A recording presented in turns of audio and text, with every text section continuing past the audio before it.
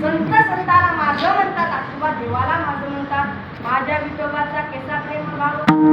रामायणामध्ये दोन पाठ डोळ्यासमोर आणतात. एकीकडे भरत आणि एकीकडे लक्ष्मण, दोघांचंही प्रेम तुझ्या, परंतु त्या दोघांच्या शब्दात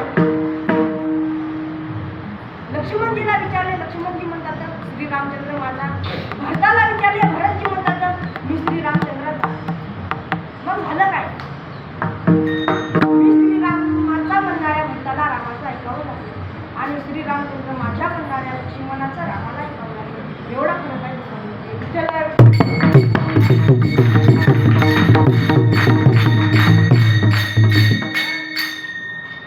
खूप लोक मला विचारतात, महाराज दुसरे पण खूप राहिले आहेत, तुम्ही रामायणामध्येच का सांगता? माझ्या म्हटलं महाभारतामध्ये असं आहे, भावाचं ते माझं ते माझं, भावाचं ते पण आणि माझं.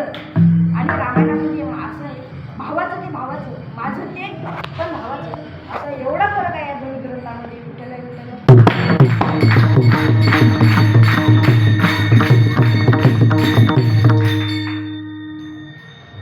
भरत वनवासाला जातात. प्रभूंना पण प्रभूंनी सांगितले आपले पिताश्री दशरथ महाराज वचन 80 जण प्यारे. एक वचन मेने समारा वनवास, एक वचन तुम समारो प्रजा का. मग भरतजी म्हणतात मी सिंहासन पर नहीं बैठूंगा, मुझे कुछ आदर चाहिए. मग लक्ष्मण मग रामजी म्हणतात मी तुम्हें आदर दूंगा मगर तुमको लौट के जाना होगा. मग भरताने पादुका उचलल्या आणि भरत वापिस आले. भरताला रामाचं ऐकावं लागलं. मग झालं काय? मग उलट राम वनवासाला जात असताना लक्ष्मणजीला कळाले समाचार जब लक्ष्मण पाय. लक्ष्मणजीला कळाले, लक्ष्मणजी म्हणाले मैं भी आपके साथ आता हूं. तेव्हा राम म्हणाले पागल की का झाला काय?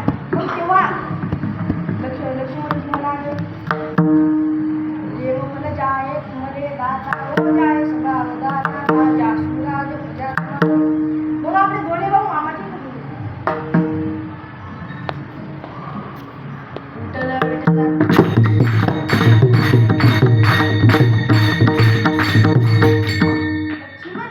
ज्या राजाला आपलं राज्य प्रिय असतं, जर त्याची प्रजा दुखी असली त्या राजाला नरकात जावं लागतं. राम म्हणतात की मी वनवासाला चाललो, मी वनवास सांभाळतो, तू प्रजा सांभाळ. मग तेवढ्यात राम वनवासाला गेले. मग राम वनवासाला गेले. बाय